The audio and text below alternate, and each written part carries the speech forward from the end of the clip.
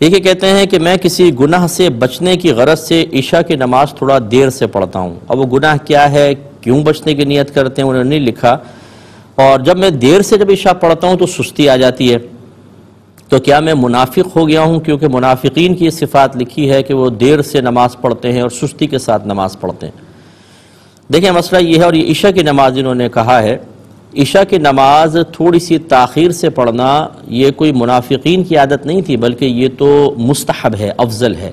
میرے آقا صلی اللہ علیہ وسلم نے ارشاد فرمایا کہ اگر مجھے اپنی امت پر مشقت کا خوف نہ ہوتا تو میں عشاء کو نصف شب تک مؤخر کر دیتا، یعنی آدھی رات تک لے کے جاتے سرکار، آدھی رات پہ جا کے نماز ادا کرتے.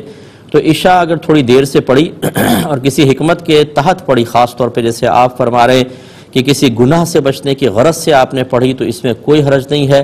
اب اگر فطرتاً طبیعتاً تھوڑی بہت سستی بھی آتی ہے، اس سستی کو دور کریں.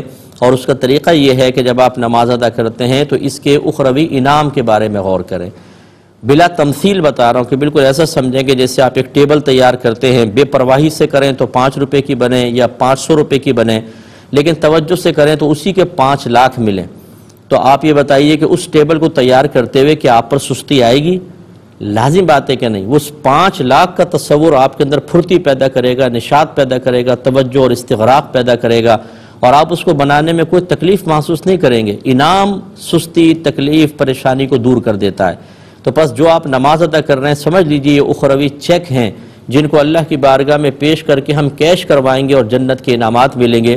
تو جب آپ اس طرح کے تصورات ذہن میں لائیں گے کہ یہ نماز کوئی بوجھ نہیں ہے، بلکہ تو آخرت کی نجات کا ذریعہ ہے، اللہ کے قرب کا ذریعہ ہے، عذابات قبر کو دور کرنے کا ذریعہ ہے، ایمان کی حفاظت کا ذریعہ ہے، فحاشی اور بے حیائی سے، برائی سے بچانے کا ذریعہ ہے، میدان معاشر میں عزت اور پل صراط پر ثابت قدمی کا ذریعہ ہے، جنت الفردوس میں اعلیٰ مقام حاصل کرنے کا ذریعہ ہے، تو پھر کیسے سستی آئے گی؟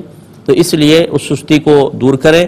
حکمتاً اگر آپ دیر سے کرتے ہیں تو کوئی مسئلہ نہیں ہے، لیکن اس سے کوئی آپ منافق نہیں ہوئے. وہ تو نماز پڑھنا نہیں چاہتے تھے، وہ سستی کر کے نماز کو جان بوجھ کے مؤخر کرتے تھے کہ موقع ایسا مل جائے کہ نماز ہی چھوڑ دیں، کیونکہ وہ منافق تھے.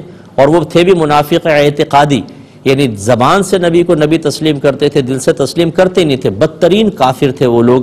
تو ان کے اوپر اپنے آپ کو قیاس نہ کریں. آپ حکمتاً تھوڑا دیر کر رہے ہیں تو حرج نہیں ہے. سستی کو بھگانے کا طریقہ ہم نے آپ کو بتایا.